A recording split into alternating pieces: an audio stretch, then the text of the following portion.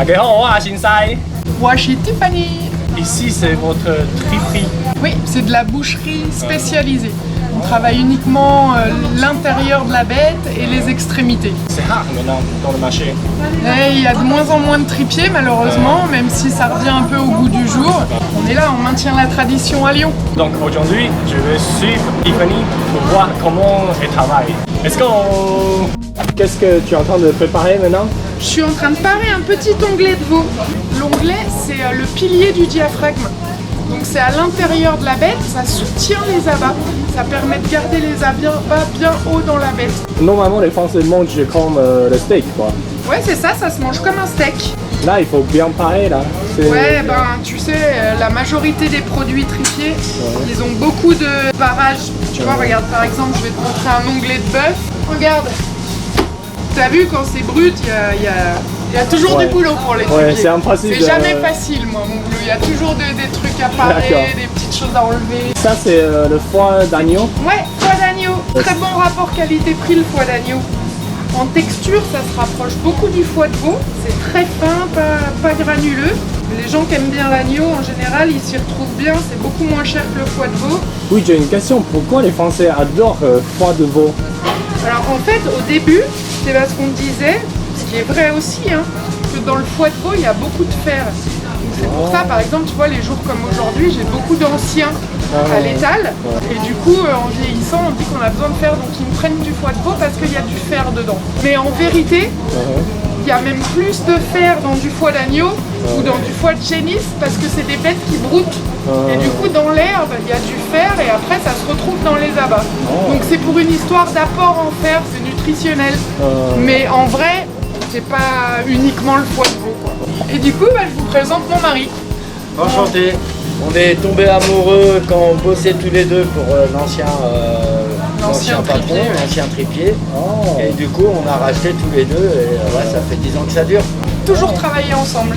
Tiffany est plus souvent à la vente et moi je suis plus souvent en train de préparer tout ça pour que ça soit prêt pour la vente justement. La triperie à Lyon, c'est quand même quelque chose, il faut vraiment qu'on développe ça. Et on a bien développé la triperie sur Lyon, on a bien rajeuni la clientèle aussi, parce qu'au départ, il y avait une clientèle assez vieille, entre guillemets, qu'on a toujours, hein. Mais on a de plus en plus de jeunes et tout qui se laissent tenter, c'est cool.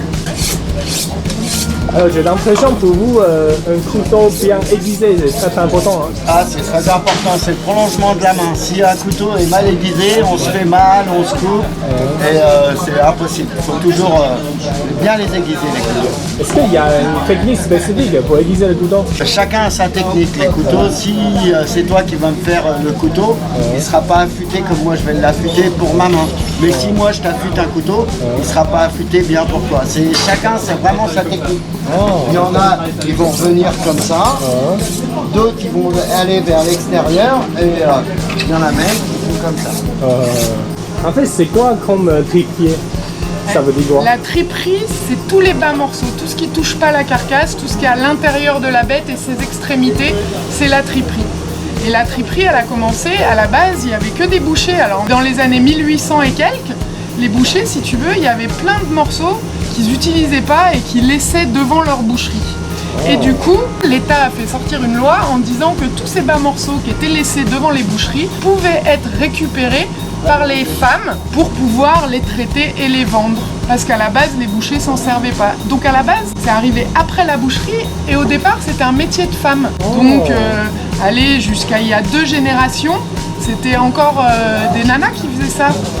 Puis c'est vrai qu'au final, il y a beaucoup de choses qui sont très délicates à faire dans la triperie. Tu vois, enlever les petites peaux sans tout arracher. Ouais, c'est un travail minuscule. Hein. C'est un travail un peu plus minutieux qu'on disait, bien pour les femmes qui ont tendance à être plus minutieuses.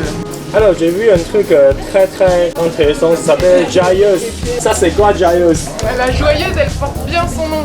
Alors bizarrement, c'est souvent les nanas, c'est souvent les dames qui me demandent ce que c'est, comme si pour les hommes c'était une évidence. Les joyeuses, peut-être que si je vous les mets comme ça, vous allez mieux reconnaître. Ça vous dit quoi? Ah ouais, ça se voit, c'est très clair. Regardez, mais là, elles sont pas prêtes à cuisiner encore. Il faut que je leur enlève la peau. Ah, il y a des gens qui ont du mal à me voir faire ça parce que, Ouais, ça regardez, fait mal. c'est ça. regarde, et Oh, hop, ok, ok. et une belle coucougnette. Une fois qu'elle est comme ça, il va falloir la mettre dans l'eau frémissante pendant quelques minutes. Une fois qu'elles sont pochées, rouler dans la farine et dorer au beurre. Honnêtement, je trouve ça même encore meilleur que la cervelle. J'ai vu, il y a riz de veau et riz d'agneau. Et pourquoi le prix, ça change immense? Et ouais, parce que comme je te le disais tout à l'heure, le veau, ça reste toujours cher. Que ce soit le foie de veau, le riz de veau, t'as vu, le riz de veau c'est vraiment excessivement cher, mais c'est vraiment un plat très gourmet. C'est quelque chose de très fin. Après, honnêtement, moi je trouve que le riz d'agneau, il est beaucoup moins cher. Au niveau de la texture, je trouve que c'est très similaire. Il n'y a pas vraiment le goût d'agneau, ça reste vraiment très fin, tu vois. Et moi, par exemple, j'ai du mal avec l'agneau, mais le riz d'agneau, je le mange parce que c'est justement très doux. Et moi, je conseille beaucoup à mes clients de prendre du riz d'agneau parce que justement, il y a quand même 20 € quasiment d'écart au kilo. Et ce qui fait que c'est si cher, c'est parce que le riz, c'est une glande de croissance. C'est-à-dire qu'il n'y a que les jeunes bêtes qui l'ont. Après, passé un certain âge, ça commence à se transformer en gras et ça disparaît. Donc c'est pour ça que ça coûte cher, parce que c'est vraiment pour les veaux, faut pas qu'ils aient plus de 6-8 mois, sinon ça va plus être bon. Alors, j'ai vu deux trucs très intéressants, c'est comme pâté. Ça, il reste plus grand chose parce que ça a vraiment beaucoup de succès. Alors, regarde, je vais t'en couper une petite tranche parce que t'as vu là, on est sur l'entame et comme nous on travaille avec pas beaucoup de sel, et c'est pour ça que c'est un petit peu grisaillant, mais ça plaît vachement. Puis tu vois, coupé fin comme ça là, on dirait presque du jambon. D'accord, mais ça c'est la langue de porc. Le porc, ouais. En fait, je la fais cuire, cuire. Et une fois que c'est bien cuit, j'y mets dans des moules. Et je fais ma gelée. Alors après, c'est des gelées avec plein de... Nous, on met beaucoup de pieds de veau et de couenne. Et le pied de veau et la couenne, ça aide à faire des bonnes gelées, à tenir. Comme pour les tripes. Tu vois, les tripes, si je mettais pas de pieds et de couenne dedans, j'aurais du mal à faire un pain comme ça que je peux couper. Ça partirait en cacahuètes, si je puis dire. Tu veux goûter? Bien sûr. Oh, merci. Oh, c'est très doux, hein. C'est très doux. C'est très tendre. En fait, la langue, les gens, des fois, ils ont des a priori, mais c'est juste parce que c'est la langue. Parce que si tu leur fais goûter sans leur dire ce que c'est, j'ai jamais vu quelqu'un qui m'a dit... c'est vrai. Alors, les tripes à la tomate. Honnêtement, j'aimais pas les tripes avant de goûter les tripes de mon chéri. Il y a plein de gens qui aiment pas les tripes, mais c'est parce que... Enfin, il suffit d'avoir mangé une fois des tripes mal nettoyées, pas bonnes. C'est des produits qui sont compliqués à être vraiment bons, parce qu'il faut que ça ait été nettoyé correctement, sinon ça laisse des amertumes, ça laisse des petits arrière-goûts. On a déjà tout fait le travail là, c'est déjà tout cuit. Donc ça, c'est vraiment juste à poser dans une petite gamelle, avec une petite goutte de vin blanc, ou une petite goutte d'eau pour pas que ça attache au fond, et c'est juste à réchauffer.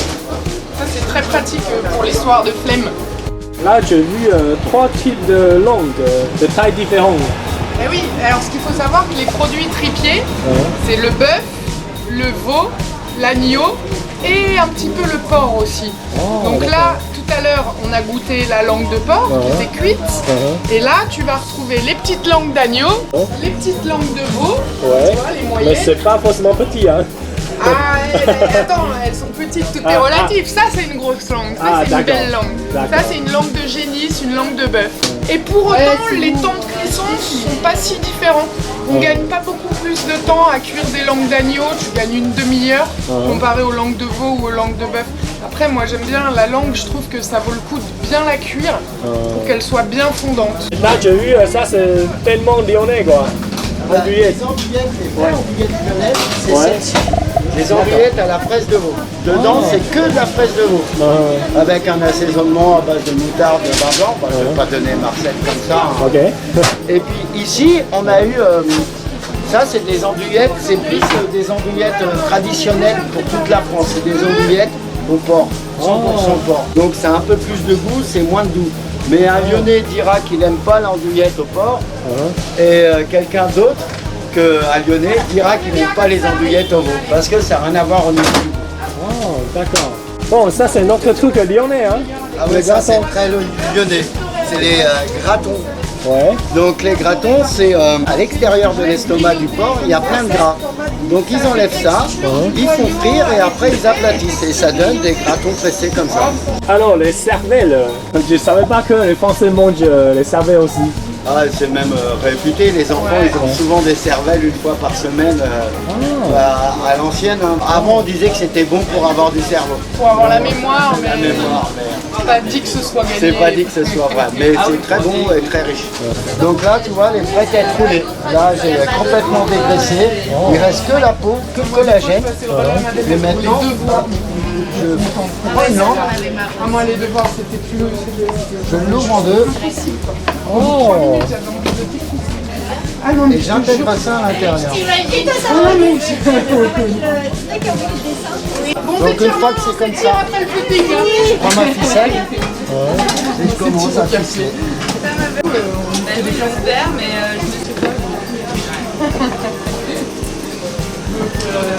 Tu sais que c'était un métier de pro à la base? Ah oui. Justement parce qu'il y a plein de petits- Alors ça c'est un peu moins délicat même si il y a beaucoup de Bah ça précision. je me demande si c'est une femme peut le faire. Ah j'ai bien réussi à le faire. T'avais les poignets pétés. Ça, je me Sauf demande que, sauf que si une femme peut le c'est faire. là où tu vois qu'on a quand même des petits. Non mais puis elles étaient moins serrées. J'avais chopé des cornes, tu sais. C'était pas les mêmes têtes de veau chérie. Les doigts qui s'ouvraient. Ça te coupe les doigts. Ouais, ça coupe les doigts, ouais. Tadam. Oh. Incroyable. Donc là ça cuit au courbouillon. Au minimum 2h30 de cuisson à eau frémissante, pas bouillante. Parce que sinon la tête de veau elle va se rétracter, elle va avoir peur et tout l'intérieur va sortir. Tandis que si on la cuit au courbouillon tout doucement, tout doucement, tout doucement, elle va se détendre comme si elle était dans son bain. D'accord. Et tout va cuire parfaitement. D'accord. Merci pour votre présentation aujourd'hui. J'ai vraiment appris beaucoup de choses. Merci à toi d'être passé nous voir. C'était avec plaisir. OK，好，那今天影片就到这边。喜欢我的影片，记得帮我订阅、按赞、加分享。我们下次见喽，拜拜。